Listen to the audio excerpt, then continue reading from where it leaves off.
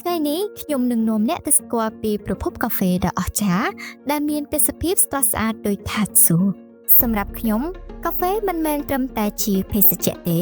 តែវាជាវប្បធម៌ហើយការទៅដល់ចំការកាហ្វេផ្ទាល់គឺជារឿងមួយដែលអស្ចារ្យបំផុតកាហ្វេអាវតាមានរសជាតិឈ្ងុយឆ្ងាញ់បងប្អូនអាចសាកល្បងបានជាមួយនឹងរសជាតិកាហ្វេខ្មែរនិងកាហ្វេដែលបានមកពីបណ្ដាប្រទេសផ្សេងៗជាច្រើនទៀតជាមួយនឹងក្រុមហ៊ុនកាហ្វេអាវតាដែលគ្រាន់តែធ្វើការ comment ឬឆាតចូល page កាហ្វេអាវតាហើយសរសេរពាក្យថាខ្ញុំចង់សាកនោះខាងក្រុមការងារនឹងយកកាហ្វេទៅឲ្យបងប្អូនសាករសជាតិដល់ទីតាំងដោយមិនគិតថ្លៃនិងមិនគិតសេវាអ្វីទាំងអស់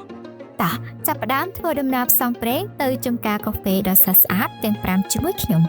ទី1យើងទៅ Balison នៅមណ្ឌល Moding Plan Station ពិតជាឋានសួគ៌អេកូទេសចរណ៍ដ៏អស្ចារ្យចំការ Arabica នេះមិនត្រឹមតែផ្ដល់កាហ្វេឆ្ងាញ់ទេតែអ្នកអាចស្នាក់នៅកន្លែងដ៏ប្រណិតនិងមើលទេសភាពចុះអាប់នៅពេលព្រឹកព្រលឹមនៅលើស្រះទឹក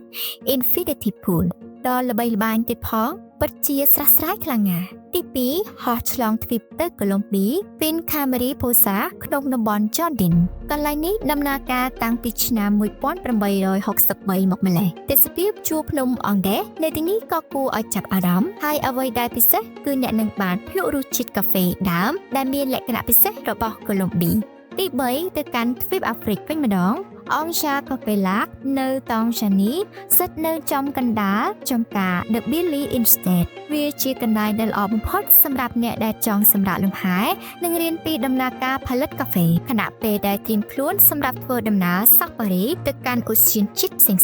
ទី4ត្រឡប់មក Hawaii វិញ Kaonai Cafe Plan Station គឺជាចំការដ៏ធំបំផុតនៅអាមេរិកខ្ញុំចូលចិត្តកន្លែងនេះណាស់ព្រោះយើងអាចដើរមើលដោយខ្លួនឯងហើយភ្លក់កាហ្វេប្លែកៗរបស់ Hawaii ជាមួយនឹងទេសភាពមហាសមុទ្រ Pacific ដ៏អស្ចារ្យទី5ចុងក្រោយគឺ Finca Rosa Blanca